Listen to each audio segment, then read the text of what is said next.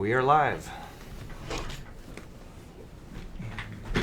It's correct. Let's see. Yeah, I think we're in good shape on the mic. All right, so here we are. We're starting a little bit early here today. Only about 3 minutes. This is Michael McMain, the CEO and Creative Director of Xaviant. And I've got with me Tim Lindsey. Hello, I'm the design director here at Xaviant. And we are doing another play test here. We've made quite a number of changes since our last play test, so you're going to see a number of things that are different. I think probably the most significant change that we've made, that one of the things we're testing today, is in how our cone or our blast spell works. Previously, when you would hit the right mouse button, you would just be able to blast whatever was in front of you very, very quickly without any charge. It was kind of an instant cast. And we found that people were kind of walking through the level just hitting it over and over and over again, and it didn't make for a very inspiring gameplay experience. So what we're trying now is something slightly different, where in order to use it, when you first initiate it, it charges your shield, enhances your shield with the whatever spell you have equipped. So if people hit you while you're in the process of charging it, they'll take damage from it as if you had cast a sort of a normal version of it. And then once it's charged, you can let it go and get a critical effect out of it, or if they hit you and hit your shield while you're holding the charged version, they'll get a critical effect on them. So for example, if you're holding the ice spell, they'll freeze. So we'll see how that goes here. Another thing we're testing tonight is we've played around with the difficulty a little bit, and we actually warned our playtesters that the game is going to be a bit hard.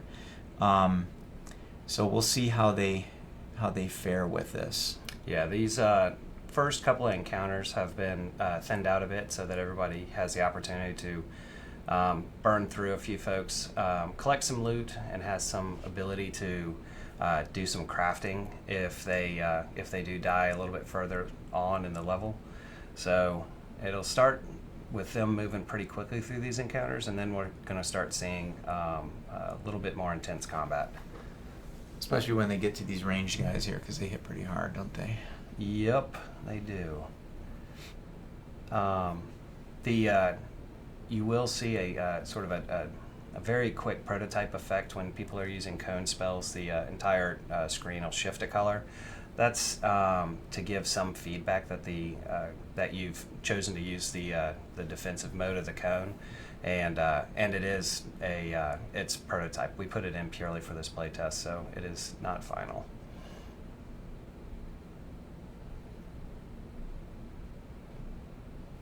All right, Carrion Thrall here has come a long way in terms of kind of actually acting his part really well, plodding along and then coming in with a big leap.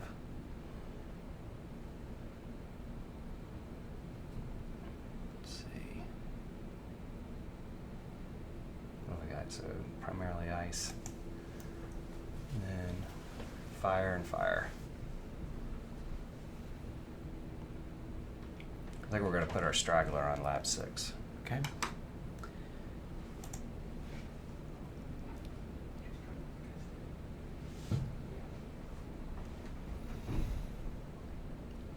Yeah, I told it kind of pre-explained the spells a little bit because of the difficulty. I wanted to give them a slight leg up, because obviously at this point in the game, people would know a little bit more about their spells, and I explained that corruption was a little bit more advanced. So we'll see if anybody tries that out, because that's going to be a bit harder to use, especially like the cone version of corruption. Yeah, right? definitely. It's the cone version of corruption right now. In a weird way, if you're timing it well, it'll be super effective, because the critical on corruption, it delivers so much more damage. But you're going to have to really kind of come in with it, time it right, and then get back out before you get hit. Hey, Private Creeper, thanks for the kudos there. Yeah, we've Rune Dog, we've been compared to Skyrim a lot, but actually we kind of consider ourselves more like a Borderlands with magic is kind of the approach that we're looking for in combat. So we're looking for more of that dynamic, sort of visceral, in-your-face combat approach that Borderlands gives you. This guy at Lab 4 did a pretty good job of comboing Cone Corruption with Ice. Oh, nice. Took out a couple of folks. Oh, just so you know, I did add back in for this playtest the Pip Burst Concentration Knockdown because it's appended to the on cast knockdown. I had to do it because when I took concentration off of everybody, you weren't getting a breather when you're getting beat on anymore. Yeah. And it just wasn't I actually right. thought that was a bug that was introduced, so because I think we want to keep that. I introduced it. Okay. I got you. I made And the then you change and subsequently forgot fixed it. about that it was going to Cool. wreck everything else, so I put it back. So, for those of you that have joined us before, another change that you're going to see here tonight is crafting no longer pauses the game. So you will be getting smacked in the face if you do that with enemies nearby. Mm-hmm.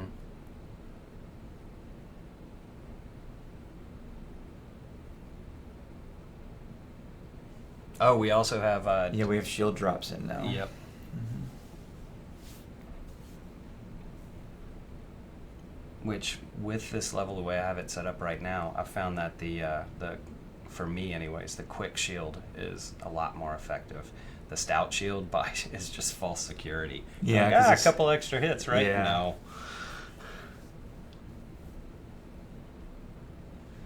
So yeah, for those of you just joining us, this is Michael McMain here, and Tim Lindsey. We're with Xaviant. We're doing a play test of one of our levels. And that's actually another new thing that we're showing tonight. Is this is a level that hasn't been seen outside the studio before. It's called Maelstrom, and it's kind of an icy underground level. That's really cool. I think we just had our first death with Lab 5, but he's going back in to figure some things out. Oh, maybe not. Looks like. So, Runedog, one of the things, I don't know if you're referring to something you've seen before where we've talked about synergies. Synergies are not actually in the game yet. But I will talk about those for just a quick second. One of the ideas we have is in this crafting exercise, you're not only, like what you see here is sort of what we call our phase 1 of crafting, which is you're using augments and shapes to improve your spells, and then so that lets you make your fire hit harder or burn longer, or your ice slow them more, or freeze them longer, and so forth. But then there's another aspect of the game that you'll unlock as you go on called synergies, where you're combining spell effects to get another effect that might be completely different. And that is going to be an element of discovery in the game. That's going to be something that you do and try to unlock and figure out how they work, as opposed to just being given another spell effect. So we see here Lab 4 is trying to use some corruption there, right? Yeah, Lab 4 is doing okay And with corruption. I think, was Lab 3 just using it too? It looked like the guy died. He spit out some corruption. I couldn't tell for sure. Haven't seen Maybe him not. use it too much. Might have been Fire Sparks. But yeah, 3 and 4, I have made it through the first set of encounters that are on to the second. So, Private Creeper is asking if the spells are being used way too quickly, and will this change? Like, will there be a little bit of a delay?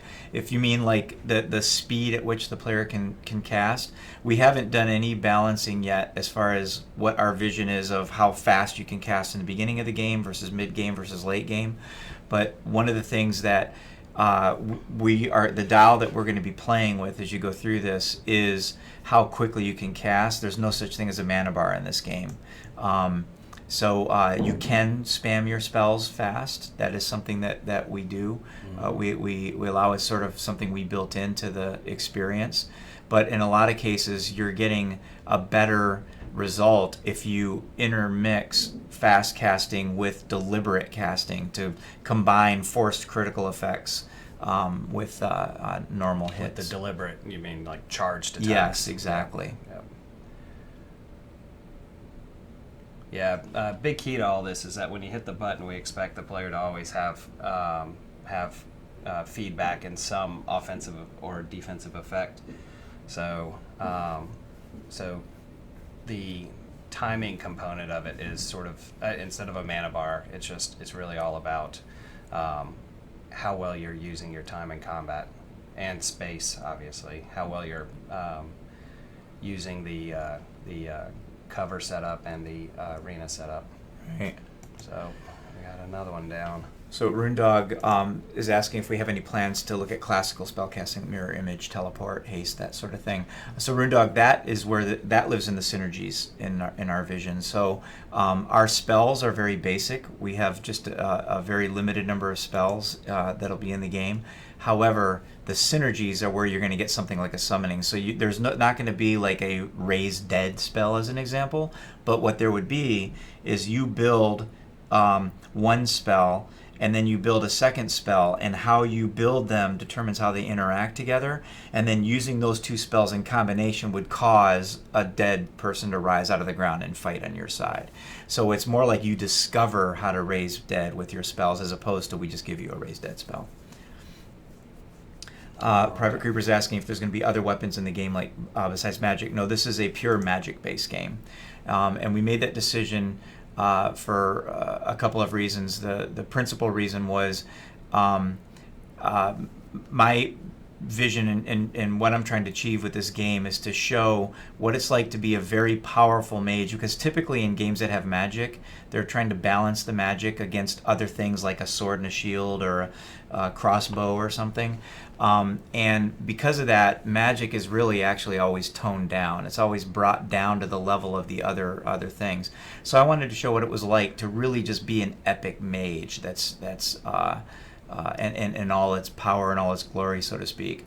So for that reason, we are focused purely on a magic game. So there will be no melee weapons or anything equipped. Lab 4 here just used Cone really well. He, or I should say the defensive charge really well. He had it set up to blast, and a carrion thrall was shielded by a shielder, walked up to him and hit him, and the ice blast off of his defensive charge crit. Right. Knocked it out. That's cool.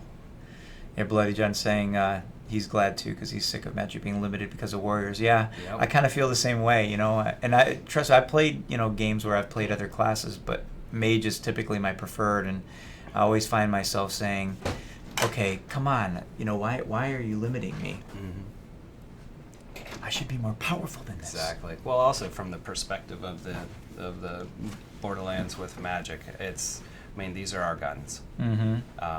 And that's how Borderlands works, and we have a answer to the melee and mobile abilities as well, but it all has to do with magic.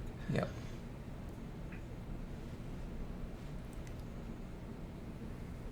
Yes, Private Creeper, there will be summoning. Like I said, those are going to be exist in the synergies. So there's not going to be a spell that'll be like a summon minion spell, but you will be able to combine spell effects and cause I'll give you an example here. This isn't a spell that's in the game, but let's just say for the sake of argument that there was a spell called Raise Skeleton.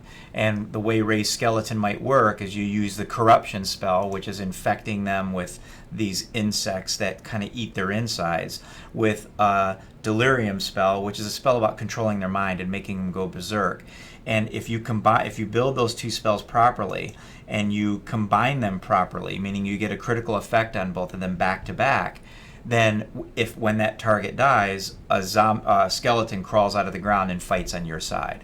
So it's not that you've been given a spell, it's more of a discovery in that. And our approach to it is going to be that the player will be playing with the spells and then discover something about it and say, oh, cool, if I keep doing this, I might be able to make this happen. So it sort of provides a more unlimited approach, yes. Yeah, and illustrating that point, so Lab 3 here, He's on his third time through the first arena, and he decided to kick this off by doing a charged ice to freeze the carrion thrall, and then stacked corruption on him, and then popped it with fire. Nice. And it was effectively that's like a stun lock kill. Yes, and that's almost a built-in synergy, just using the system without us having anything in there special. Unfortunately, well, Lab 4 was doing really well. He just suffered his first demise, like maybe 100 meters from the checkpoint. Yeah. Yeah. Yeah, CJ, we realize not a lot of people know about the stream, so feel free to spread the word for us. We'd appreciate that. Absolutely. Oh, we got Lab 6 online now, too, so here's a fresh set of eyes. Yeah, Rune Dog is asking about whether there's going to be hints to the discovery and so forth, and we're still working on that system, but we will make sure it's something that the players can figure out and discover for sure, because it's a very important part of the game to us.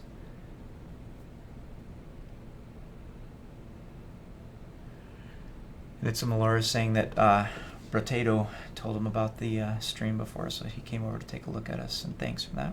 Excellent.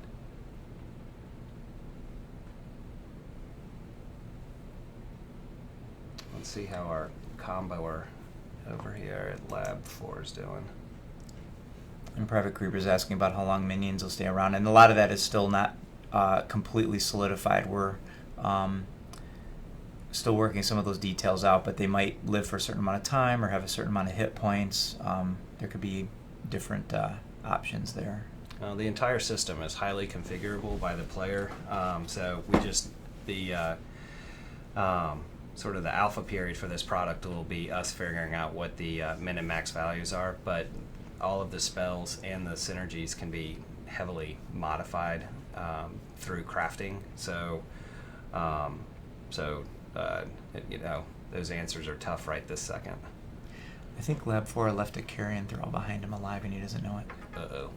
I think. It was hard to tell because I think they still fall down right when they lose their concentration. Yeah, that was the sacrifice I had to make when I turned all that stuff back on.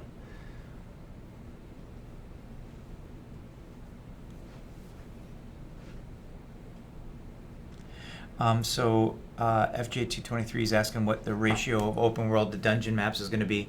Again, our approach is kind of a Borderlands-ish type approach. We're not really an open world game. Our maps, we plan to have several of them feel open, but they're actually still channeled gameplay. So, like I said, very similar to the Borderlands approach, and there will be some very linear portions as well, right? Similar to the Borderlands approach, where you might go into an area that is a sort of linear gameplay, then followed by something that feels a little bit more open, like this does here. But it's still tailored, channeled gameplay that brings you from one part of the map to another.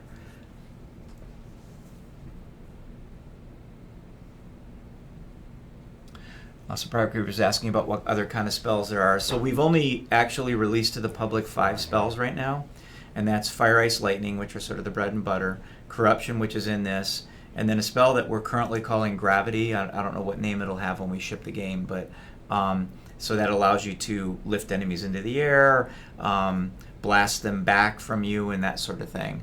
And then there's going to be several more that will be in the game, but we're not actually disclosing those until the game ships. Yeah, Gravity you can actually check out in some of our previous playtest videos, but it's getting an overhaul right now. It's in the shop. Yeah, Private Group is suggesting we call it telekinesis. That is one of the possibilities that we may end up with.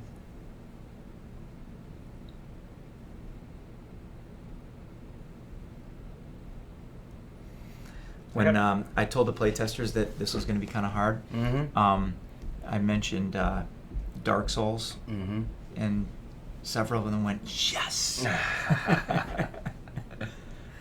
Well, I think the Carrion Thrall, I know the animations are still in the works, but he's starting to exhibit more of that kind of that Dark Souls behavior where his movements are very, very deliberate, and they almost they sort of trick you into believing you have time to react, and then he lunges and messes up your timing. Right. It's hard to say how far Everybody's a Navy 01 still. So, Still? Okay. Yep. Lab 4, though, knows his path really well. He's moving much faster this go-round. Lab 3 just used AoE to good effect of getting 2 guys in it. It's not easy to do. I was actually going to say, because we were talking about this yesterday, I think, I found myself using AoEs this morning a lot when I was doing some pruning on the encounters, and I was capturing 2-3 guys pretty frequently because of a lot of the changes that we've been making with the archetypes, where like that deliberate behavior. So now the carrion thrall, you'll get 2 of them. You have a lot of time because they're so far away to capture them. So I think those 2 pieces are starting to come together. But at the same time, that only works as long as you don't have the bone bolters, these ranged guys on you. Mm-hmm. Yeah, these bone bolters are tough, man. I like them a lot. They got a lot smarter. And how it's a little bit farther before. Now, here's the shielder, right? Yeah, she's a bit of a work in progress right now. So she has a couple of good attacks, but then occasionally she freaks on us. Yeah, he came close to dying with that dot, and then she just put on him. He's going to keep her locked down, which is good.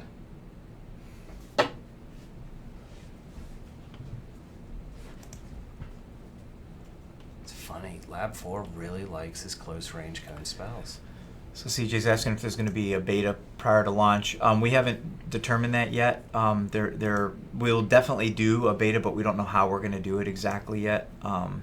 We'll solidify that more as we get closer to release.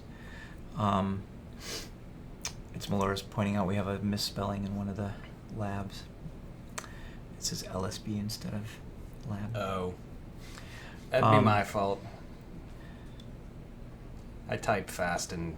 So Runedog is asking, do you think the A would be easier to use if it was top-down targeting rather than point-and-shoot targeting? I think I understand what you're saying, but we actually have found that in the playtesting, placing the AoE is actually pretty good. It feels really good, and it works. There's obviously edge cases where it might fail, but so far our feedback from playtests has been really, really good on it. Yeah, I'm trying to find a heavy AoE user right now. Oh, here we go. Lab 6 was favoring the AoE corruption. So Private's asking if there's going to be potions or things like shield potions. No, there are not going to be any potions in the game. You're going to be living solely on your magic, sort of your innate magic that's been given to you. So you won't be ingesting things. FJ22's admitting he's jumping the gun, but is this in DX11 and at the max settings? What kind of rig will you need? We haven't totally defined our minimum. Yes. Yeah, definitely, but we haven't defined our minimum specs yet. These lab machines that folks are running on, I believe they are they're IC7s. I want to say they're 2.8 gigahertz and pretty reasonable video card. I'll leave it at that for now. I probably shouldn't go into a whole lot about the video card stuff, but we'll say 1-year-old good video card.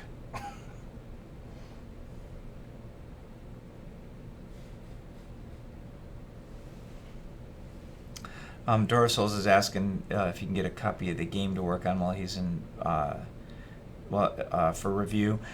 We are doing press review stuff as we get closer, but we haven't solidified those plans. But feel free to get in touch with us, and we'll make sure that you get what you need as we get closer. Oh yeah. You missed that. Well, you would did he? His. It was the big. Ah, yeah. That's cool. What are we crafting here? Bloody John is asking if we were considering Total Biscuit. Yes, we have talked about that. That is a possibility that we'd be getting him involved in looking at the game. And FJ223 has a GTX 680, so you should be fine.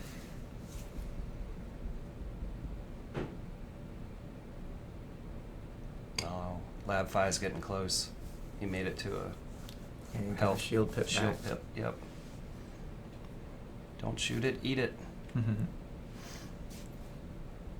Rune Dog is asking what engine we use. We're using CryEngine.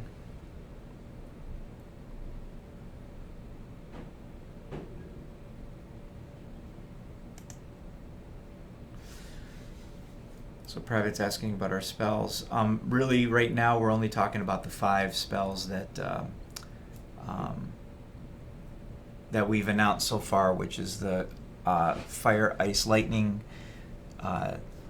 codename Gravity, and Corruption. And in addition, the spells can be shaped any of 3 ways: in targeted, cone, or AoE version.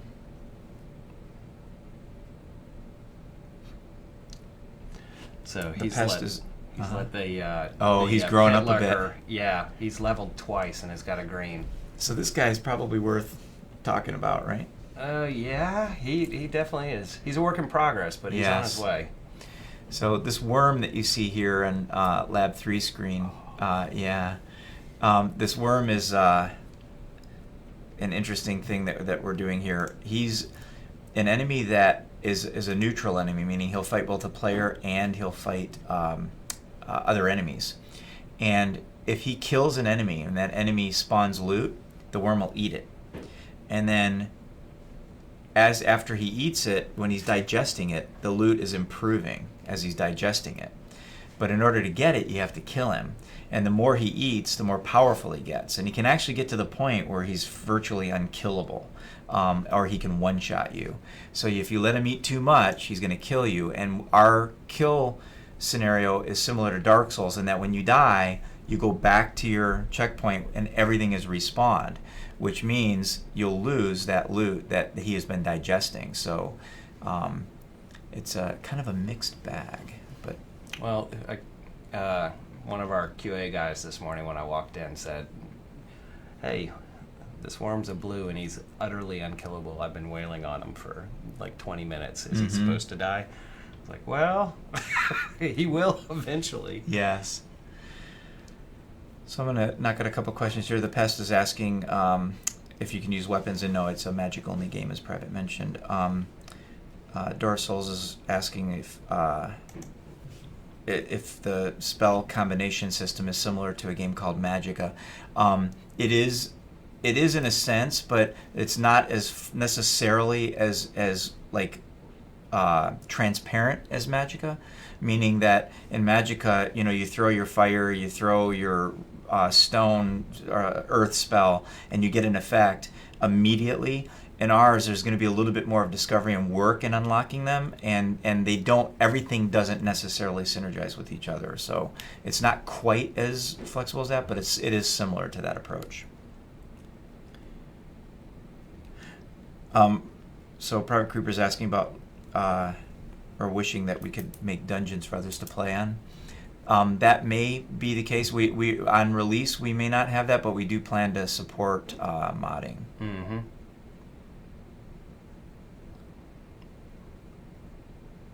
Yeah, we're big fans of community support, so we've had ModKit kind of as a 1.1 release plan for a long time now.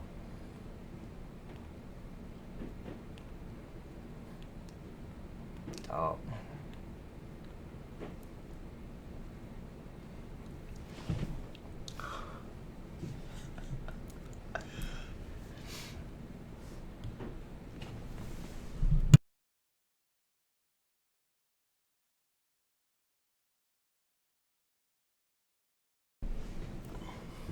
All right. Let's see. Just yell if there's somebody you want me to pop to. We haven't had somebody finish the first set of arenas yet.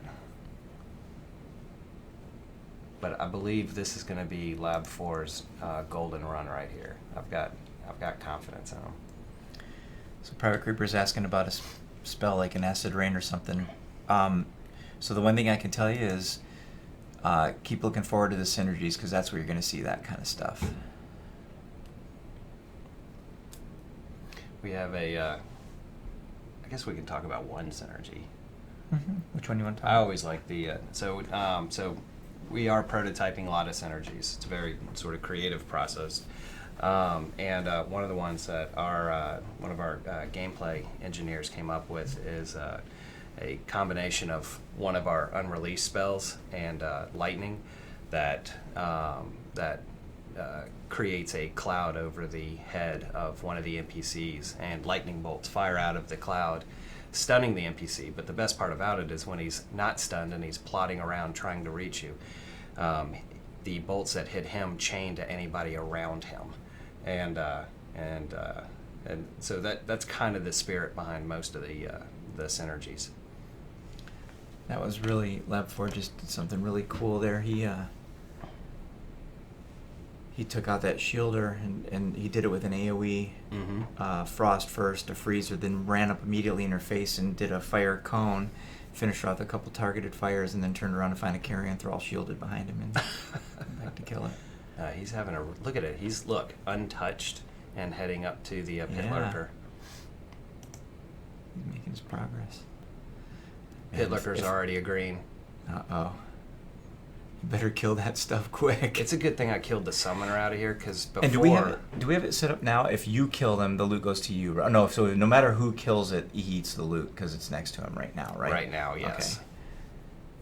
Okay. And I don't know which way I prefer. We might have to play around with that and see, like, because they could both be good, right?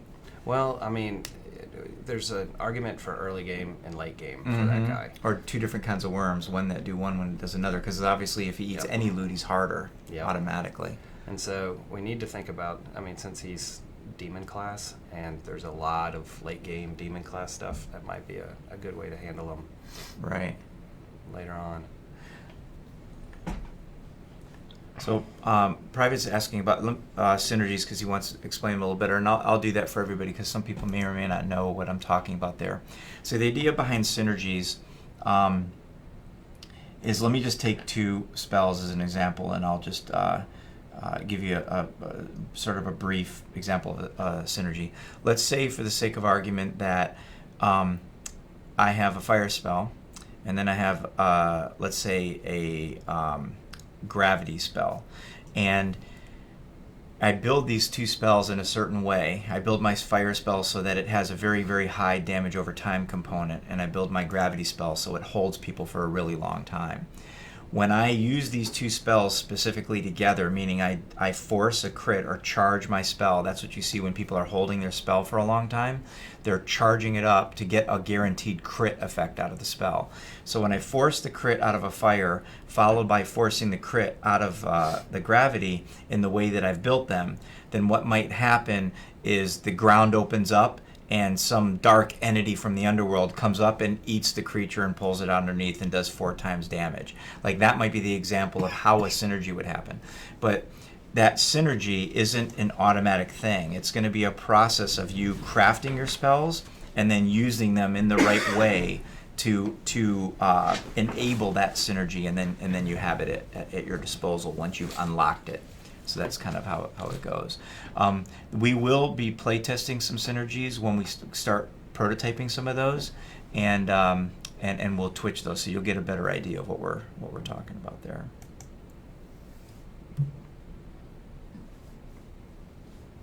Lab 4 is getting close.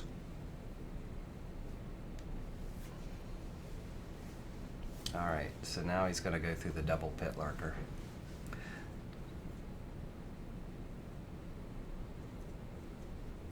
The Pest is asking if it would be a free roam or a linear game, and it's kind of we're not an open world game, but we're more kind of like a Borderlands, a tailored but open feeling experience. Yeah, I love this enemy right here. What you see Lab 4 fighting right now is what we call a Banshee, and she's a ranged combatant that tries to stay at range from you, and she goes up in the air and shrieks, and when she does, she stuns the player for a few seconds, and it can be very annoying, right? Yes, and she also has a summoning capability. What you guys just saw was her heading up into the air and in the progress of doing her scream to summon her boys, but Lab 4 killed her just before she could pull it off, which was good, because if he had taken an extra second longer, then there would have been two of our light melee undead folks next to him. Sodora Souls is asking about Leap. Yeah, we have actually been experimenting with Leap. And it feels really good right now.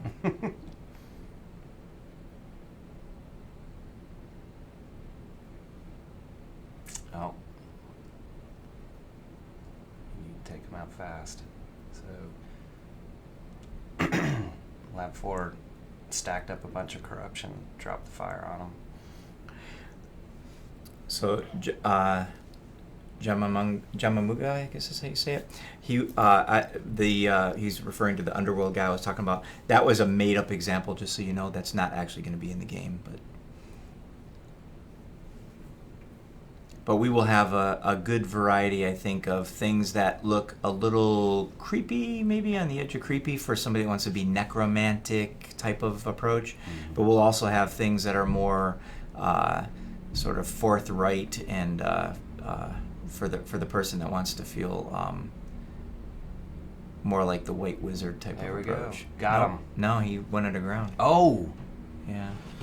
This is a tough encounter right here because it's 2. Yep. You got to fight 2 of these things. That was very mean to put those 2 things Yeah. I came around that corner and I was like, oh man, because the worms do massive damage right now too.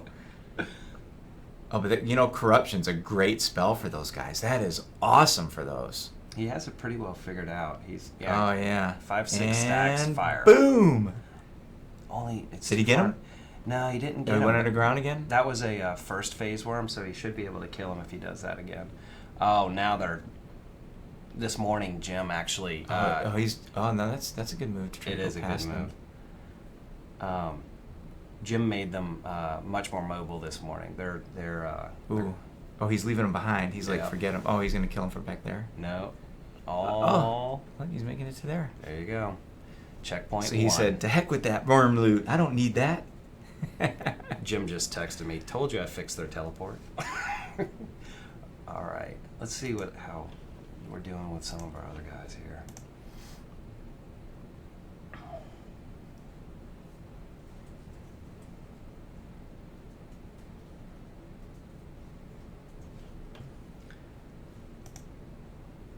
So corruption. What did you say about corruption out there? Everybody's loving it. I told everybody that it's a very advanced spell. Gotcha. I knew that would make everybody play with it. Gotcha. I said it's very advanced and very difficult to use. So sure enough, everybody's jamming up on it, which is great, right? Well, yeah. We're getting more play out of it than we have in the past. Absolutely. We get some good feedback from it. Jim Moogie's asking for planning some kind of wild magic or overchannel feature. I'm not 100% certain what you're asking there, but we plan to have a good variety of the way that magic feels and the way that magic works. So I think we'll be delivering what you're asking for there. It's probably worth noting that it's been 40 minutes on the first AB of 6 for Lab 4. Okay. Just to kind of give you an idea where we're at with pacing. And are some of these reset back to the beginning again? Are we? Yep. Yeah. Everybody else is. And he ran past those worms. If he had stayed and fought the worms, he may have died and had to start over again, right? Or he may have gotten that green that one of the yes, worms had. was eating, yeah. Or it could have turned into a blue. Yeah. They don't digest further with time, right? Or do they? Isn't it only when the worm promotes? Like it has to digest another piece of loot. You're exactly right. Yes. But if the other worm had a white in it, then it would have promoted to a blue. Yep. Right? So the plan there would have been sprint past him, kill the weaker of the two. And and then go back and try to finish the tough guy off. Yep. Which would have been hard. I think he had it figured out with the stacks of corruption, though. The pest is asking about the corruption effect, if it's like an acid effect. No, it's actually, what we're doing with this is it's more like an insect effect. You're infesting the target with insects, and they grow, they mature inside the host, and then the insects burst, causing damage after a period of time. However, if you hit them with a crit version of any other spell while they're infested with these vermin, then that forces them to break early. So you can sort of stack it up and then pop them and get a nice big chunk of damage. And if they die to that burst, then a certain percentage of the bugs, depending on how you build the spell, will survive and will come out and will seek out and pre-infect other individuals. So that's kind of how that works. It's a bit complicated to use, but once you get it used to it, it's pretty powerful. Yeah, we have a lot of synergy ideas for that one too.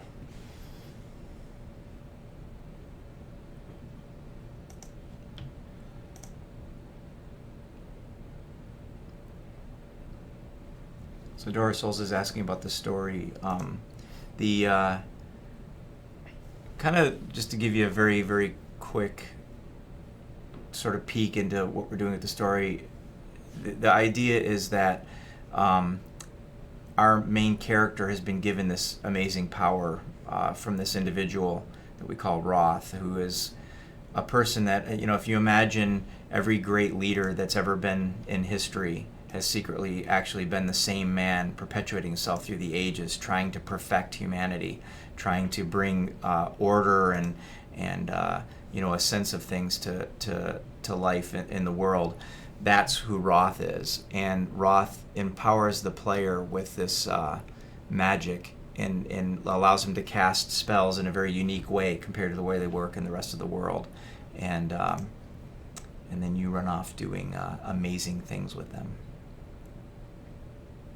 This is a scenario where that blast back would have applied. He was painting with lightning AoE. Oh, okay. Oh, he's gonna lose that pip. Oh, he didn't get hit by it. I thought he got hit by the worm right there. He's like, "Where are you, worm? I know you're there somewhere." Where'd you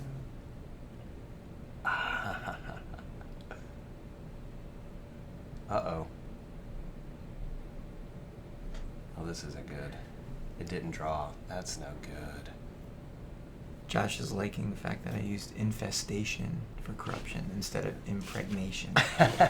Even though impregnation is the proper term. True. That was a bug Infestation right there. is not. The pit lurker, when he spawns back in, it takes a while for him to draw, which is we got to work on that.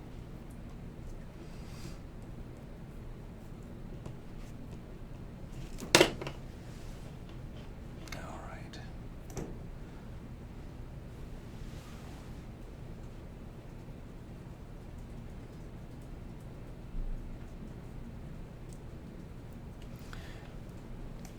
So CJ Flex is asking about, is there a story compared to, is it just an emphasis on spells? So there's definitely a story in the game. And we're not talking a lot about the story of the game itself. Our storytelling approach is going to be somewhat similar to the Borderlands storytelling approach. So in other words, the story is going to be told through the combat and through your combat experience and through things that you experience in the level as you move through it. And we have what we think is a pretty interesting story to tell. It's fairly easy to tell, but it's very interesting. And we hope that people will find it as interesting as we do. Mm-hmm.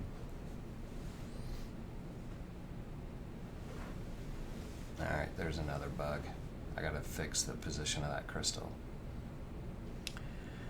So the pest is asking about spell casting or spell crafting. He's saying it looks a little confusing. It's actually not very confusing to use, though. We found so far that people have crafted without any help at all, and not been confused by it. But basically what you're doing at this point, this is a very entry-level look into our crafting. It's not our end-game crafting by any means, but the idea is that you're picking a core of a spell. In that case, what you saw Lab 4 doing was fire. He picked a shape, and that was a targeted shape. And then he picked an augment to determine which property he wanted to increase. And the augments that we have in there right now are very simplistic in that they just increase a property, but we'll have much more complex augments as we get going that can do other things, affect different behaviors, have bonuses plus detriments to them and so forth. So you're making decisions as you craft them. It's also worth noting that most of these players haven't played the game before, so they got a verbal sort of direction for the game before entering the lab, but once they sat down, we haven't given them any help, so they've just figured it out on their own. Dorsals is asking if we've ever considered a third person. We actually started in third person, believe it or not, but I quickly changed to first person because I just looked at the approach to it, and I really wanted something that felt more visceral, more immersive. And one of our mottos is that you will feel everything, right? Which means I want you to forget about things like controllers and keyboards and just get lost in it. And that first-person perspective really helps to sell that. So that's a big reason why we did that. And Rude Dog's asking about music. We have we believe we'll have some very, very cool music. We have a composer that works for us directly, and we have another individual that we've contracted to do work, and so between the two of them, we're going to have some pretty amazing music. It's worth pointing out that this studio takes music and audio very, very seriously. I've worked at quite a few different places, and it was nice sort of joining here, and there was already an audio lab, 2 audio engineers, and a real devotion to including audio as part of the fundamental game design. So our lead audio engineer and I, he's in a lot of the design meetings and figuring out where his hooks are as we are coming up with the systems and spells. So it's Melora's asking if the Borderlands style approach I keep mentioning is an inspiration, or is that just needs to explain it? It's actually an inspiration. Our goal is to really deliver sort of a Borderlands approach, but with spells. That's kind of our mandate of how we're approaching our combat and so forth. Jomamug is asking if there's multiplayer. There will not be multiplayer on release. It's a single player experience. However, we like the idea of multiplayer, and we will be exploring what our options might be post-release, but on release it's going to be a single-player game. Rundog, unfortunately, we do not have audio hooked up to our Twitch from the playtest lab right now. We are having the audio lines installed, but when the lab was initially set up, it wasn't set up with Twitch in mind. It was just set up with us observing in mind. So eventually we will be streaming some of the sounds, but right now we... The next Twitch stream will have sound. It might not be next week, because it's getting installed next week, but Okay. we'll do a Twitch stream sometime in November that'll include audio. Okay. There is a screen of crafting. Look at this. Everybody. Yeah. Everybody's in it. Building. We need to start redropping the shapes with 2 augment slots, I think.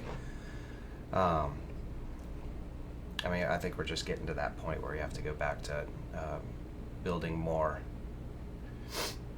I'll just go back through the list with Ben and just reintroduce all the double slot shapes, because we simplified it for Top Gun and for the demo, and to kind of create a baseline for everything. With all the spells coming close to being done, I think the baseline's about there. And also, with this level being as hard as it is, I think we might need that as another growth path. So the pest is asking about shapes. What other shapes we have besides target? So target is what you see people using here, probably predominantly, especially against range guys. But there's also what we call a blast shape. That the way that the blast shape works is the non-charged version, or the charging version. You know, when you first push the button, is that the spell is being channeled into your shield, and therefore it takes your top shield layer, whatever that is, and imbues it with the property of that spell. So if it's fire, it's imbuing it with fire, and whenever anybody strikes you, even though you'll take damage, you'll cause damage to blast out in a radius, hitting anybody that's near you at point blank range with a impulse of the spell, as if you had cast it. And then once you charge it, you're able to let it go and create a cone in front of you that does pretty devastating damage. At this time, it's roughly 4 times the crit of cone fire. is, yes. The crit version is 4 times, right? Mm-hmm. So if your fire spell's doing 4 as a base damage, then your crit cone is going to do 16. Mm-hmm. So it's a pretty significant increase in damage there. And then the third one is area effect. And the area of effect allows you to put a ring on the ground and catch enemies in it, as you would expect. Yeah, we've got a corruption area effect user here. Mm-hmm. And we plan to have a lot of different properties to make these shapes behave slightly different, right? So you might be able to lay an area effect that is a delayed area effect, so it can act as a trap, right? But you have to get that as a drop, and so that would be a rare property on a drop. Or a blast that behaves slightly different and maybe gives you some damage reduction, but doesn't crit, or doesn't crit as well, or things like that. So that's where we plan to have a lot of variety. I just realized I have not, this has been streaming, but I have not been recording on OVO. So I just kicked off the OVO recording, but that means we missed 45 minutes of the recording. Sorry about that. No, it's okay. Le Loup de Mer is asking, is there a way to get rid of the lower augmented spells so you don't have clutter? It's a very good question. We do have a recycling approach planned that you can take your stuff that you don't want anymore and recycle it into a potentially higher tier or higher quality of loot. So for example, let's say you get a bunch of destruction augments and you don't really have a use for them anymore. You can take, say, 4 of those destruction augments and combine them, and if they're all white, potentially get a green. If they're all green, potentially get a blue, that sort of thing.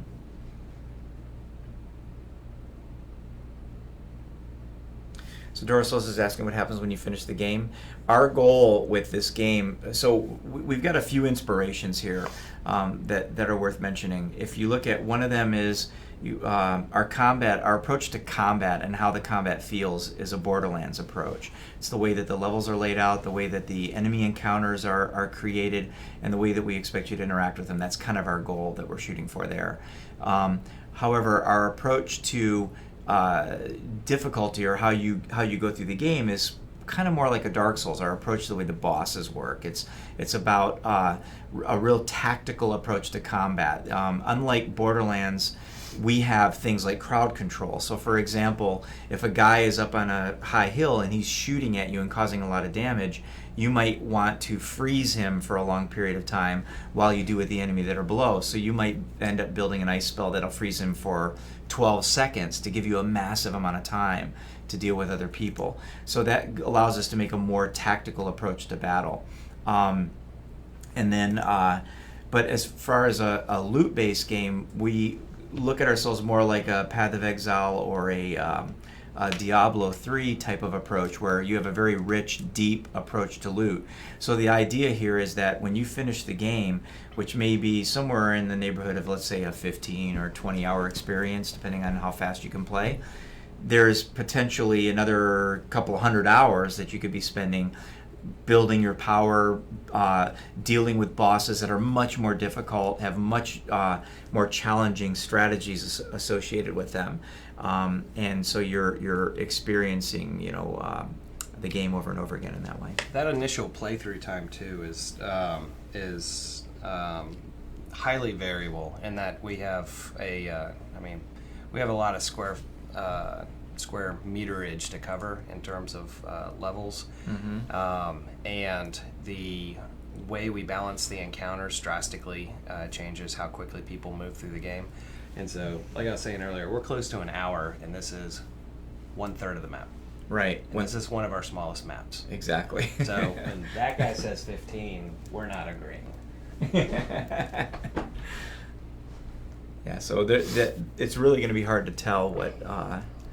Again, you might have a situation where 90% of the people are able to finish it in 40 hours, and 10% of the people can finish it in 15. Who knows? You'll finish it in 15. I don't know. We'll see. I'll be the 35-hour guy. Every nook and cranny will be explored. Private Creeper is asking if there's going to be NPCs to buy and sell from. This game is really not like a Skyrim. It's not like there's going to be a village that you go in and necessarily buy or sell from people. And from that perspective, it's not really, we're not going to have vendors, so to speak, in the game. It's really going to be more about you collecting the loot and crafting it as far as that goes.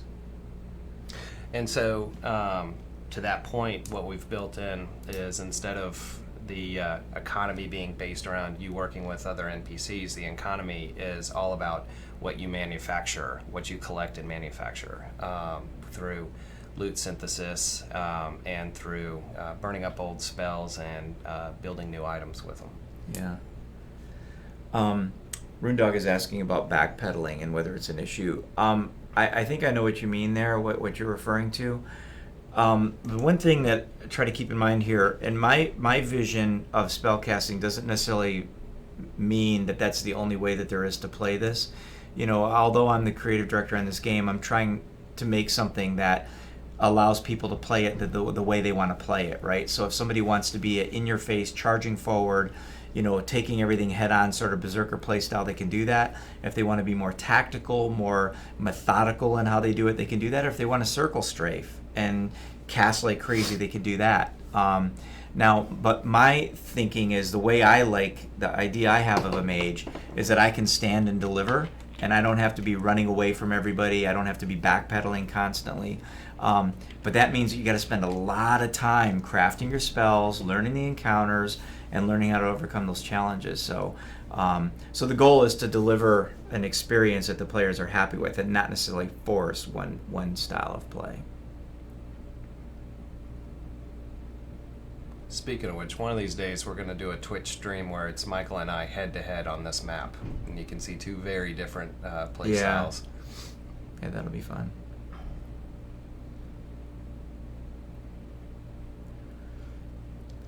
I'm proud of the playtesters, man. They're good. making good progress. They're good. Yeah. I told them this was going to be hard tonight.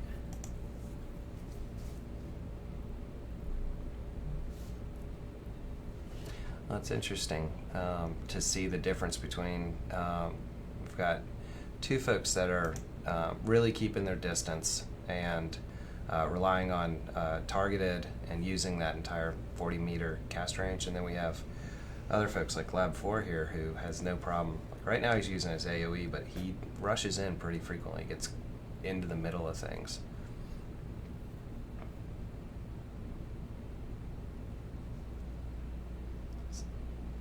Curious. Comes a fast guy. Yep. Oh, stunned at the stunned. wrong time. Oh, and he blinked out of the way. Nice. Nice. Yeah, that white swirly effect that you just saw there on Lab 4 that's being stunned by the Banshee, where she does her screech, and that's kind of a placeholder effect we have in there right now. But you can see her going up in the air there, and then she screams, and you get stunned. So if that happens at the wrong time, you can get in trouble. Jumbo is asking if we have procedurally generated places or encounters. We don't have procedurally generated maps, but we do plan to have post, what you would call New Game Plus type of encounters changes, so that the enemies are more dynamic and you feel you're dealing with challenges that scale and get harder. So yes, we do have plans to.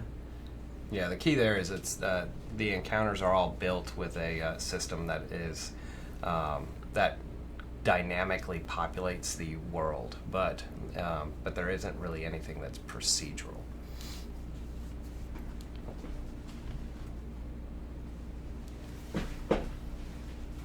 And that's very intentional, because the world that we set out to create is it is tailored, is probably the best word for it. Each of the arenas have a very specific goal in mind, and each of the encounters are set up and balanced with specific archetypes. They're really each individual puzzles that the LDs and systems designers work together to build. Chimamuga's reflecting back on Baldur's Gate and Minx. Yeah, that was a great game. It was very formative. Yep. Lab 6 is using Cone Fire Doing pretty good with it. Oh, white, come on. There's nothing worse than those chests. We need to have those have a minimum rarity to them. Green, I know. Yeah, because you open them, it's like, white? Seriously? Yep. I wonder if Ben's watching this right now. If he is, you know he's he's probably logging in right now and changing the list. Right.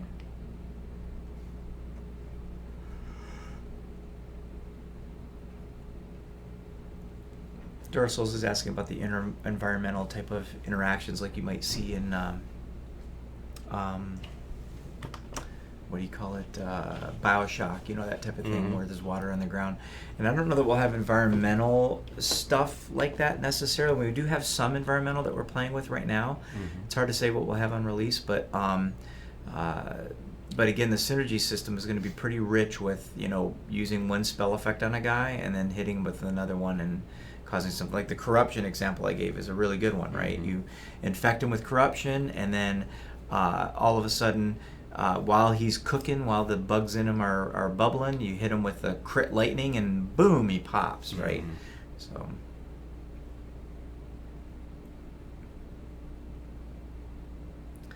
Andy does have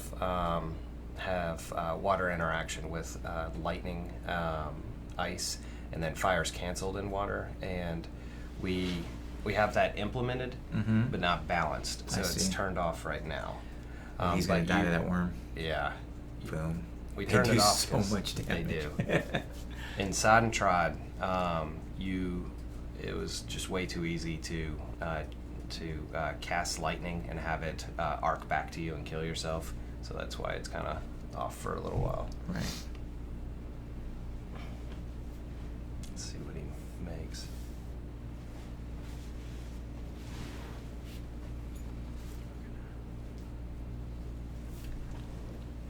Oh, done. All right, guys. Well, we are reaching the end of the playtest here. Josh is getting ready to go in, gather up the playtesters, and we will go to the second phase of our thing here. If you want to stay with us, you can watch the sort of debriefing interview that he goes through. He's going to ask them some questions to get some feedback from them. We'd love to have you stay during that. There won't be any more commentary during that. You're just going to be listening to the discussion that happens in the room. Those of you that joined us tonight that haven't seen us before, please spread the word. You know, we'd love to see more people checking out the streams. We really appreciate you coming by and taking a look.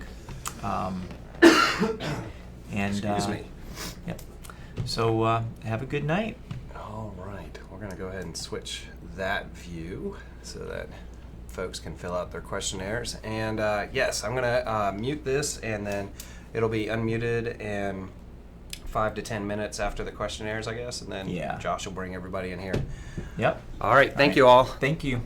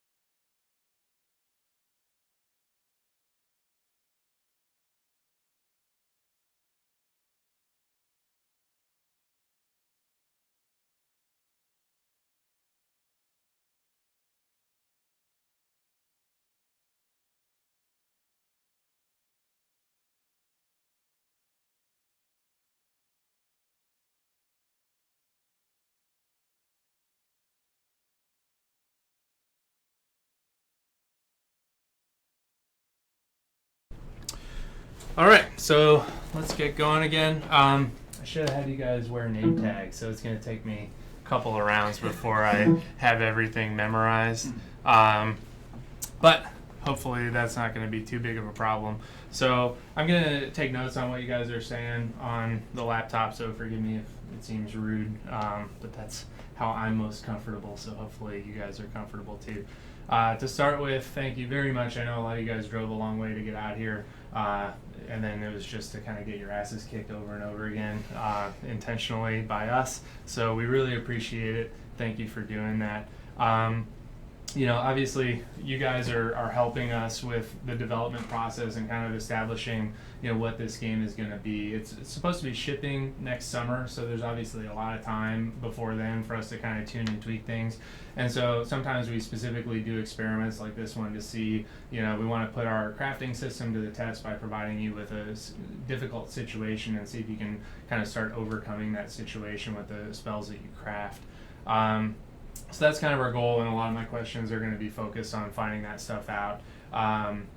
Obviously, there's sort of this element of we need the honest truth from you guys about this. I'm the producer on the title. I'm not sort of married to the design or the art or anything else. I really want to get just unfiltered, honest feedback from you guys. So definitely not doing us any favors if you pretend that you like something that you didn't, or you kind of misrepresent anything. So I just want you to feel comfortable. If you didn't like anything that you saw, or if you thought something could be better, really encourage you to let me know about that, because we can take that and use that to make the game better. So with 6 of you guys, I won't probably have a chance to ask the same question of everybody. So if you've got an answer to a particular question that you really want to share, just raise your hand. I'll get to you. And then if you're being really quiet, I'll probably come around and pick you out by name. But we'll start with you, Jordan, right? Yes. The Andy, who's our gameplay programmer, who's in there watching you, he had a few questions. And we'll just kind of start with some of that stuff, the difficulty stuff. First of all, the health orbs, right? Yeah. So he kind of noticed that there was, and they're few and far between in that level that you guys were playing. He was noticing sort of a sense of relief when people were coming across them, right? So, what was your perception of those? How did you feel about them? Yeah, they were definitely a time where you were like I got through a couple encounters, and then I was like, wow, I'm really running low. And then to be able to see one of those, it was really nice. I kind of wish that they might have replenished a little more health to allow you to know that, like, okay, these next couple encounters, I'm good. Like, I can keep going through. Seeing one of them was nice, but knowing that they only filled up like a third of the bar, Right. It was just like, well, I could probably still die on this next encounter. Or maybe keep them just one at a time, or doing just a third, or maybe putting more of them, maybe like in an encounter itself, not just at the end of one. I see. Yeah, and so like as you're running around throwing fireballs or whatever, like you can go over and maybe not necessarily like stay there and hold down F while you're getting hit in the back, but maybe just go over and just click it. Boom, I picked it up. Cool, I can keep going. Or just scale it if you're gonna have one at the end of the encounters. Just make it so it replenishes more health. Okay. Even if the enemies drop Name first? Chris, okay. Even if the enemies dropped a partial health globe or something after defeat, that maybe if you collected at least 10 of them, it might bump you up to the next pip. Or if it was just a couple, it would just fill that pip up that you are currently working on. Could be essential. Okay. See, I thought that was happening at first, and then I realized, there are items coming at me. picking up on there. I was so excited every time I saw something green flying through there. I was like, yes and no. So. Oh, that's interesting. So the green, because our health orbs are green. When you got Right. green loot, you were like, oh, is that health? Yeah. Interesting. What's your name again? Casey, sorry. Casey. And Jonathan? Yeah. What were your thoughts on that? I thought it was good, but I passed 2 or 3 of them and I didn't need it right then. Okay. And so Yeah. I was like, well, I wish I could pick this up, so like when I needed it, I could use it right then. That's where the kind of potion concept is Yeah, nice. because that way you don't have to want. go all the way back to get one of the green things that you missed or just left there because you didn't need it at that time. So would you like go and do combat and then backtrack all the way to the one that you hadn't used before? Kind of, yeah. Interesting. I've refused to do that. Yeah, I'm walking I too refuse- slow. Yeah. I don't know about you guys, but I blinked almost every other second that I could. Yeah. But that was my traveling technique, and I just felt like I was walking too slow all the time. So I was gonna say something like that too. It did feel like you were crawling around. Yeah. Which Did you press shift? Yeah, I did. whoa, shift could run. Yeah. Shift I was using shift. Okay. Shift is a runtime. I No, was I using didn't. shift, I but- refused to touch shift half the time I could touch a computer. So yeah, Shift that's is my it's a bad. lot faster than Yeah. blinking. Okay, well, Blinking is good pretty to slow. know now. All right, interesting. Never mind. Brad? I'm Brad. Brad, you are Mike. Mike. Sorry, Mike. What was your take? With the health orbs, I actually thought it was fine. They were spaced out as if they were like checkpoints, not like the respawn checkpoints that you'd find, but more like a resting checkpoint. And the game itself didn't strike me as a run through as fast as you can and just kill everyone and get on to the next portion, similar to how maybe a Call of Duty game might go. So I took a much slower approach, which in the end, I didn't need as many health orbs. I don't know if that was the intention, but that's just what I ended up seeing. Okay. Brad? I thought they were well spaced out. Out there, you guys mentioned Dark Souls, and I know that you're kind of going for that challenging feel. And like in Dark Souls, every time that you saw a bonfire, it felt like amazing. Mm-hmm. So if that's the feel you're going for, then it's definitely a good idea to have them pretty few and far between. And the thing, like bonfires are really rare, but when you reached one, it was complete relief. Like it replenished everything, and it was your checkpoint, and you were good. So I could see like the health orbs being fewer, but fully replenishing your health. Mm-hmm. But it's not a huge deal because you're only either replenishing one or two, since Right. you only have 3 health orbs anyway. But I needed one every time except for one of them that I came across them. So for me, they were well spaced out. Did everybody get that kind of feeling of like when you saw one, you were at sort of a safe place to Right. craft? Sense of relief, yeah. Interesting. So Okay. I wasn't smart, and I would craft right in the middle of it. See, I did that I did too. that all the time. I hit I, and like after I like got my first thing, I was like, oh cool, let me check this out. And then I see a guy moving in the background like that, coming at me like shooting arrows or the things and I was just like, oh crap. I thought it was like a pause kind of thing, because sometimes I like that, it kind of like in an RPG or something. It's like you go over and you're shooting something, bang, they die. You're in the middle of an encounter, but you know you just picked up something cool. Mhm. It's like I want to kind of put it on pause real quick, check that out, and maybe like equip it right then so I can still use it in that actual encounter. Interesting. Who else felt that way? Well, I thought it was Yeah. funny because my first 5 minutes I almost died because I did that because I was changing my spells around and I had 6 guys almost, it seemed, and I almost died immediately within that first 5 minutes. So Sure.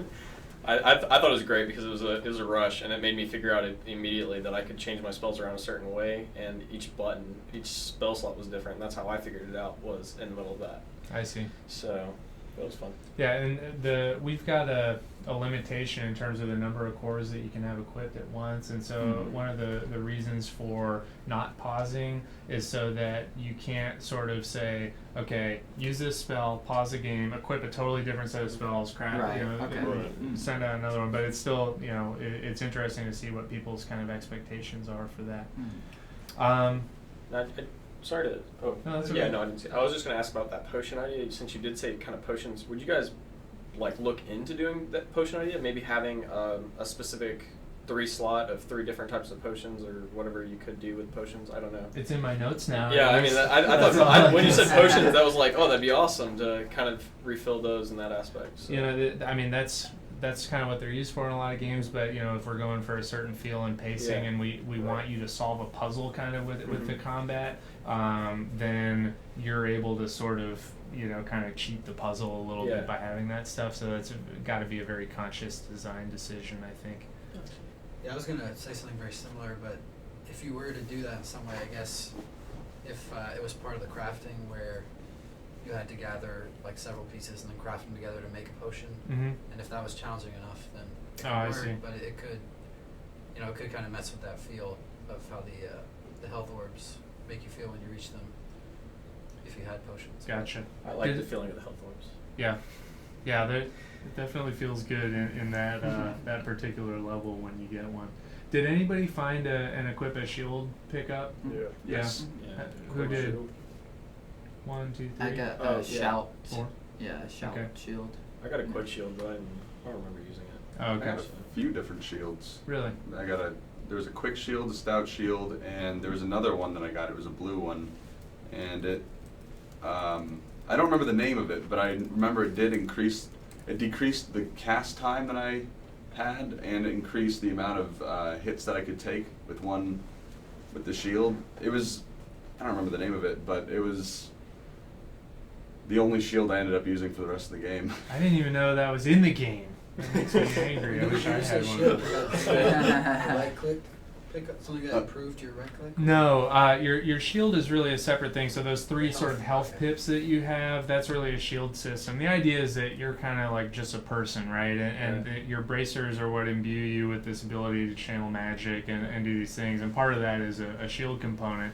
And so you can swap out the shield. So that's a kind of separate inventory item. That you're talking about the blast spell and the I just wanted to make upgrades to sure that. that But the blast spell right now interfaces with your shield, and so when you're charging it up, you put your hand up like that, you're imbuing your shield with that spell. Then when you get hit by an enemy, if you're doing that, it releases that spell. So it's sort of a semi-defensive thing. And that's actually something that I wanted to ask you guys about, because some of those mechanics are relatively new, and you're the first group to try that out. So is everybody familiar with the blast shape, and that was default on the right mouse button? Right. I'd just like to hear thoughts on, did it make sense? Was it clear how it worked? Did you like to use it? That sort of thing. Yeah. It made sense, but it didn't feel like it worked very well. Yeah. I didn't use it a lot. Okay. Because it didn't feel like I it never worked felt like very it well. was really close enough to enemies, oftentimes, in order to else the actual blast as well as them hit me. If I was ever dying, it was because I was getting shot by something else. But the guys that came at you with clubs or swords or whatever, they never got to me. Yeah, so I think Yeah. everybody had about 11 health the whole way across. So I know with my fire ability I was hitting 6.7 and then 0.5 3 times, and that equated to some amount almost to there. But point is that I had to hit them only twice with my fire ability. They're dead. With so, the targeted fire spell? Yeah, and so I did that. When they got close enough, they would miss me, and they had a roughly about 2 seconds pause time on their recovery. So I just blinked back and then hit them again, and then I moved forward because they die with the damage effect. So that kind of negated the Yes. use So I of never the needed blast the spell cone for or you. anything. So. Yeah, I never really got any close melee combat either, but the couple times that I did, the shield effect didn't feel. It felt like the first time they would have swung at me, I was still taking as much damage as I probably would have. Right, and that's part of the thing. It imbues your shield with the spell, but it doesn't reduce the damage that you take. So that may have, I guess, not communicated particularly well. So. Because the way that makes me feel is that like I'm like gonna let myself get hit, and I'm intentionally like ready to get hit. So that's like a But block I'm motion. already- Yeah. So Yeah. like, if I were doing that, I would feel like, okay, hit me, but Then my if you take natural the reaction same would be damage. to blink, Right. Because it doesn't really make sense to just let them hit you. Okay. I did use the blast because it would do like 27 damage with one of the upgrades I had, and it would kill just about anything in one hit. So I would like charge up a freeze blast and freeze them, and then run up and just finish them off with the blast. But as far as like the defensive side of it, I just use it as like a shotgun basically. Right. Did you like it from I like that respect? Yeah, I use that pretty frequently, but the defensive side I didn't really think Take of it it or that way. leave it. But I did like the damage deal. Okay. I kind of felt like the blast was a good way to deal with melee characters. The main way I dealt with everyone in the game was I would just keep chucking corruption at them until I would just stack them up with like 4, 5, 6 stacks of corruption, and then and then I would just pop it with like a fire spell because the base damage on the fire spells were so high. If it was a melee character who was getting really close to me, like those headless Morningstar guys, Yeah. they would run up to me I would have, I would chuck a whole bunch of corruption at them from the start, and then I would pull out the fire shotgun blast. I never really saw it as a defensive spell. Right. I saw it, well, I guess it's quasi-defensive since it's close range, but I felt like it was extremely effective at combating melee targets, Okay. and sometimes the ranged targets, because I noticed some of the ranged AI would run up to you really close because you might be hiding behind cover, so they might try to hide behind the same cover, and you could charge up like a fire blast or an ice blast and blink around the side of the cover to catch them off guard, and then release it right when you were right next to them. Okay. So That'd be a pretty good idea, actually. so using it as like a defensive or surprise spell, when you could get the charge time off, it was really effective. I started using the ice blast early in the game, but I didn't end up using it very much later because the charge time was just much too long to actually get the spell off. I see. Yeah, because you have to, in order to use it, you have to charge it, and I think it's about a second unless you modify that with a crafting thing. And so at that point, you need to kind of time your plan for hitting somebody so that they don't move out of your range or whatever before you can charge it. Yeah, it felt like the ice blast though took. Maybe it was just me, and I just wasn't realizing it. But it felt like the ice blast took like 4 or 5 seconds to charge. I never used it, so I can't. Was that a crafted one or the base one? Do you know? It was. I want to say it was the base, but I might have crafted one. And if it increased the cast time, I didn't notice. Yeah, but there is a shape for blast that would drastically increase the status effect time or whatever the effect was, but it would also add charge. 200% of Yeah. charge time. Yeah. So I saw. So that might have been it then. I just Possibly. didn't realize it. Okay. I refuse to touch those. Any other thoughts on Blast, Jonathan? You strange quiet.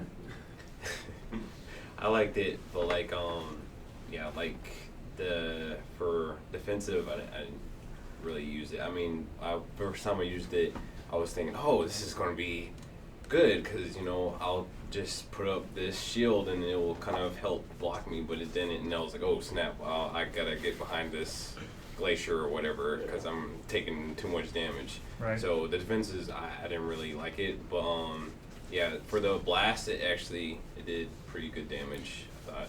So if I can summarize, because this is definitely a point that we're curious about in terms of how you guys felt. The actual charging it and firing it, that was cool. If you increase the charge time, in some cases that made it feel like it was almost ineffective because it was hard to pull it off at all. The sort of player motion of raising their arm and the shield color changing, that made you think like, oh, I can use this as some sort of block. But the fact that it doesn't reduce damage at all makes it kind of confusing. Now, if we think about it in terms of it's supposed to be your shotgun, but while you're charging your shotgun, somebody comes in and manages to get a hit on you, and that causes it to release that burst, so at least you're doing some damage to them. Is that an appealing concept, or is that just too confusing to make it worthwhile? I would say that it would be, except the melee enemies in general were just really underwhelming compared to the projectile okay. enemies because they would just pretty much never get to me. But like the archers were a pain in the ass, but I only got hit. They really were. I I cussed every time I saw one. I was like, yeah. It's just constant shooting. So No safety. fighting them and then seeing the melee guys, it's like, okay, you can like relax when you see the melee guys because you're like completely ranged, so you can just lay back Yeah. and take them out. I love hearing that. There's designers listening to that right now who are like, I am gonna like there's a strong desire now to like amp up the melee guys well, just if they based on were that like combat. faster. Yeah, they need to be able to come at you They're a quicker. little- Well, slow and stuff. I had Okay. said that earlier that when they swing, it's a 2-second delay from when they recover. So what if they swing and then swing a second time? And that way, because when they swung, they were in my face. So if they had swung a second time, they'd hit me. And then if I had that blast, if I was running away, what you were saying with that blast expelling, I would feel like you're go in front. If it hits me, since it's a shield base, if it exploded out, that'd be kind of cool. Okay. Because then I could run away and have that. And then once they hit me, they'd get hit, and I'd be able to blink away really quickly. So I'd have that aspect in itself. But that second swing might kind of tear you up, make melee a little more important. Anybody have a different opinion on the melee guys? Anybody struggle with any of them or find their getting their butt handed? I thought The, that they were a little really. slow. yeah. little Kind slow. of, Yeah. because like they would be walking up Even if like they were getting like, close, if you they just were- run a few feet and then turn around and just take care of Yeah, them. they took their sweet time getting Yeah, like it. if they were to, I noticed some of them had shields and they would block your abilities. If they were to hold their shield up and maybe sprint towards you, since they were at such a long range, and not just kind of walk up to you and then wait for you to, pop their shield, or just throw a whole bunch of abilities at them while they're just kind of waddling up, it might make them more effective. Mm-hmm. It was, And I wanted to just touch up on one of the burst things that I thought of. We were talking about it being a defensive spell and having it being confused with a block. It could technically be, you could have it be a block technically, where it might, where the damage from the enemy might come up as like half damage, and then because you can release the burst on its own, Mm-hmm. if it's procced from an enemy hitting you, then maybe because their damage is halved, maybe when it automatically casts on them, your damage is halved, and all the other debuffs or stun times, slow times is also halved. But at least you're not taking full damage. I gotcha. Right, so it kind of balance it out so that it can still be defensive without kind of like being too valuable to use a player, because then you just want to use it all the Yeah. time. That makes sense. That was just an What were you idea. gonna say? when the mage characters started buffing the melee, that's how That's cool. That's cool. those That made a shields. bit The sense. Yes. issue was my spells were already so built up at that time, and I knew how to deal with it. So maybe that was definitely much more effective as far as the melee combat went. As far as the blast thing does, my personal opinion on it is if it's not going to mitigate any of the damage that's incoming to me, I'm just going to find a different way to kill the stuff. Sure. Because, I mean, you've got tons of great spells at your disposal to deal just as much damage. So it doesn't seem like it's well balanced compared to the other spells, Mhm. considering you're taking a hit. Got it. Blink. That's the solution to everything. Right. When in doubt, blink. Yeah, If blink doesn't work, craft a new spell. those shield mages, I guess, were really, really annoying, especially when paired with the flying witches, I guess. I'll just call them witches. Mm-hmm. Because the witches would fly around and they'd stun you, and then the mages would throw shields on herself and then the witch. So then you try to have to get as much damage as you could off to get the damage off of either one of them, so that you could then damage them. Right. But then then the witch would stun you right when you were about to cast something, and then the shields would go right back up. Did anybody surmise that the witches were summoning melee guys? Did not notice that. I never saw That a makes witch and a sense, though. melee. I saw a witch and mage almost every time, but I did not ever see a witch and melee myself. Okay. Yeah, I did. I was wondering how a couple of those melee guys showed up. Right. You were Yeah. not there alone. Not right behind me just 2 seconds ago. Oh, I had an Yeah. archer pop up behind me one time. I was mad. Like, you can't do that. That's so unfair.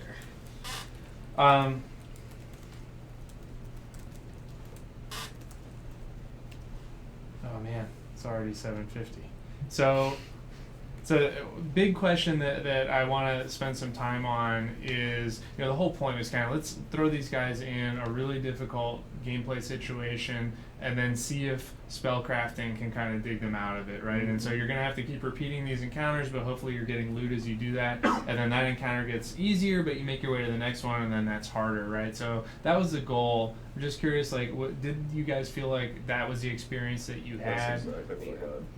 I felt like I would get to a certain point, die, come back, craft everything that I had gotten, keep going all the way to die again, and come back. And at the start is when I found myself normally doing most of the crafting, not really so much in between each encounter.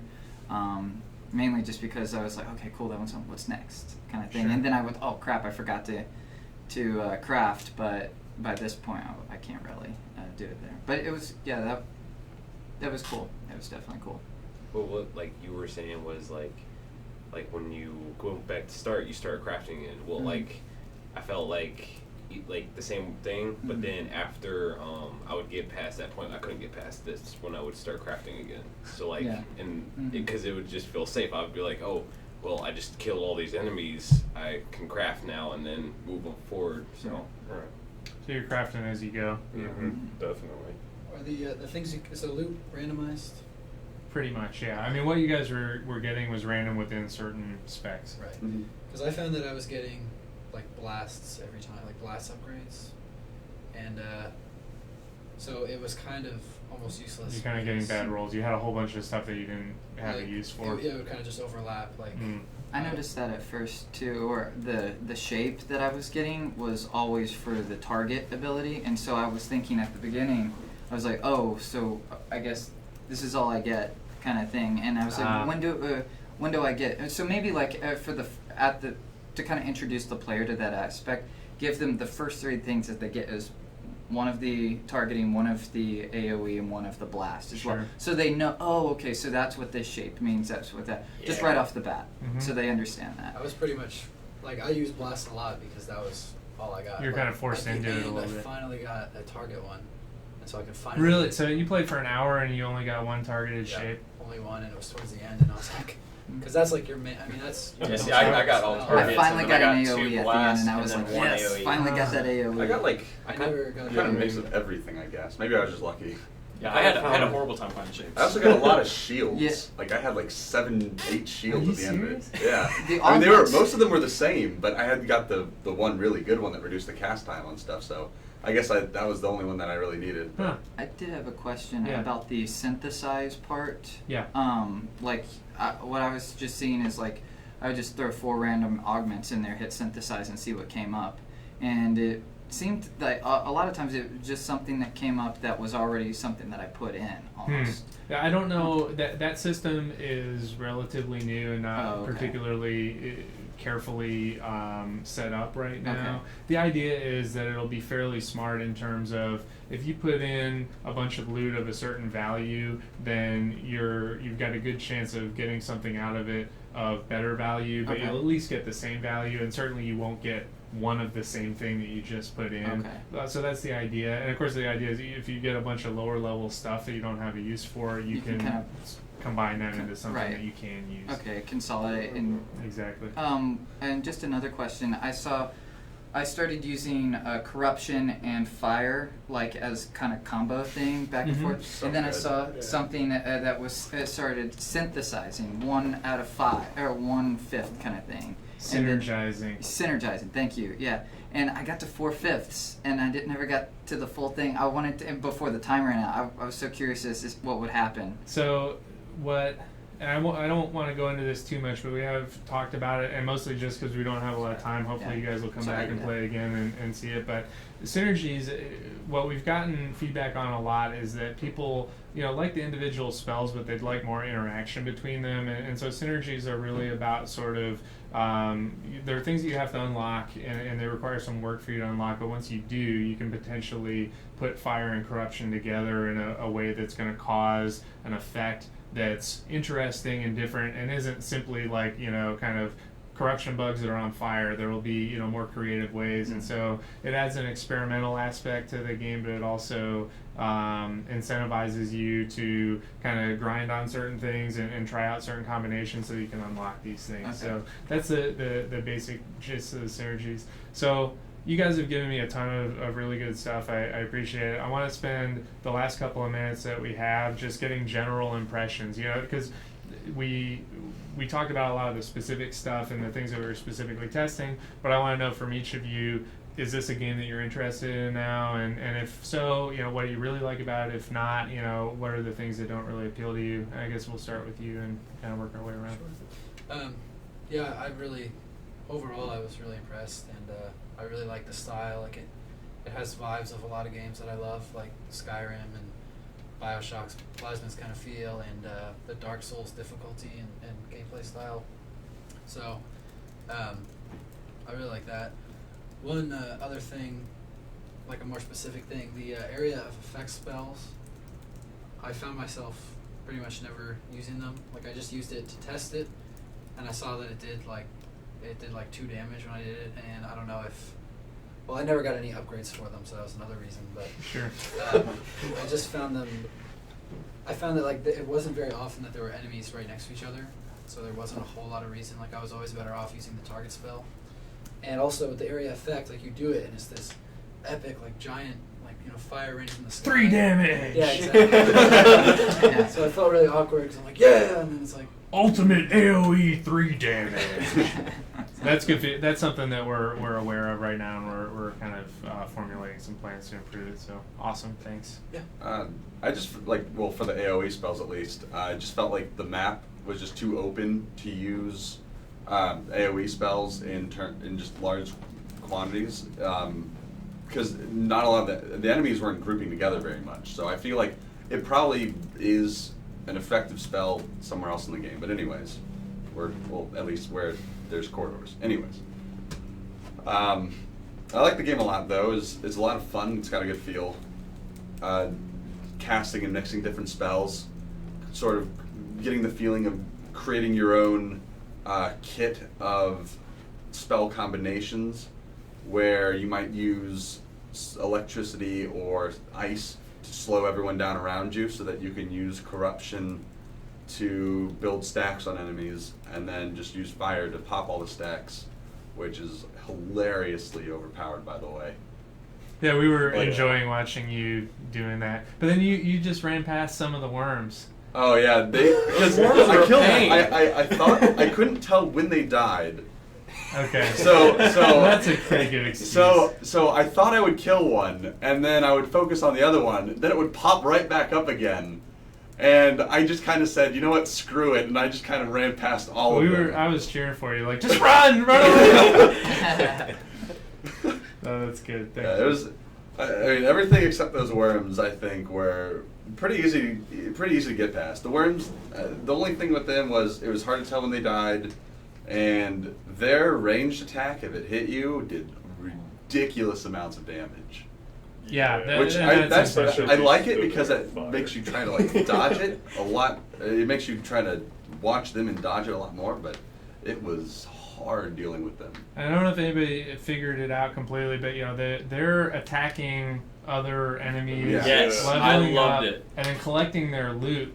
And so but as they level up, they get more and more powerful. So if you're able to kill one, then you get, theoretically awesome loot drops from them because they've been absorbing the loot. Is that why the from color other was people. changing? Exactly. That was like, I've got a green piece of loot in me, or I've got a blue. But if you got him to the blue point, I think one of our QA guys said that it took 20 minutes and he wasn't able to kill a blue one. So I got a purple one at one point. Did you? Yeah, I think. Could be wrong. We'll check the tape. I just remember purple at some point. There are some purple. On mine, it seemed like they didn't have any texture on them. Yeah, they're very incomplete art-wise, yeah. I just saw purple changing at some point. I was like, what is this? And it died eventually, but... Right on. Yeah, well, I just want to say the way I killed the worms, by the way, was the AoE, just because I dropped a fire AoE 3 times, and it kind of damaged them pretty massively, so I did like 7 times or something. So, the game, all in all, is great. I mean, I thought the graphics were really interesting for the layout. I thought the environmental usage of line of sight and things were like that were well placed, especially for the encounters you had to face. The character choice in that area was really interesting, especially with I call the witches. I figured they would be like banshees or something, but with the combination of characters, excluding obviously the melee, it was just really interesting to see how each one had to change, maybe a different play style, and jump through the quick select of the menus. So sometimes I'd have to freeze them and then hit them with fire, or corruption and then fire. I always came back to fire, so that was really fun. So, awesome. One point, Michael, the creative director, just interjected. You'll be able to synthesize augments that you have into shapes. So it's not just you get a better thing of the stuff that you put in, you can get a completely different thing out of it. So just FYI. Jonathan, your impressions? All in all, I thought it was a good game. I liked the graphics, I liked the gameplay, I liked the feel of the first person, just raining down fireballs and stuff. The thing that I was mostly trying to figure out was just, I guess, the defense I kind of wish that since the shield didn't work and I was dodging with blink, although the blink was somewhat working, it kind of had to charge up before you used it again. And so I was like, well, how else can I like dodge it, or how else can I get past people shooting stuff at me? And like most of the time I was dodging behind, like I said, glaciers and stuff, but sometimes the enemies would like still come around and shoot me, and at that point, like even if you use blink, you're kind of out in the open because they'll still shoot you and kill So you. you'd find situations where you felt like I'm doing the best I can, and yet I have no defense in this situation. Right? I can't blink out. The bone bolt or crossbow guys are just like damn. Yeah, fair enough. I really liked the game. I really liked the idea of the magic spells and crafting them. I felt like the user interface for the crafting on the spells could definitely be improved on what items go where. I had an area of effect spell that I must have had upgraded because if I hit one enemy with it one time, they were dead. So I loved the AoE spell. I felt like, I don't know how much work y'all have done on the sound, but there was a lot of times that an enemy would be hitting me from the left side, and it was actually on my right side that I was hearing it. Maybe you had your headphones on. That's a good point. A lot of times, and I don't know, I'm really used to playing with my headphones and surround sound. And Sure. the whole 9 yards, so. Well, we'll definitely check into that. I mean, there's possibly something wron. Hopefully, it was your headphones. Probably good. Yeah, probably good. I didn't even check. That would be That's awesome. good. Yeah. On a side note, the game, I don't know how much more y'all are planning on adding into it, but as far as just leveling the spells is really cool. I felt like there could have been different animations for the spells. Like if I did a property for a fireball that made it do more damage, the fireball could have been larger than the one that did less damage that was faster. That is planned for sure. And the other thing is aside from the spells, I hope that there's something else that I feel like I'm upgrading my character in some way, or more attachment to the character aside from just spells or an inventory system, something that I feel more attached to the game with.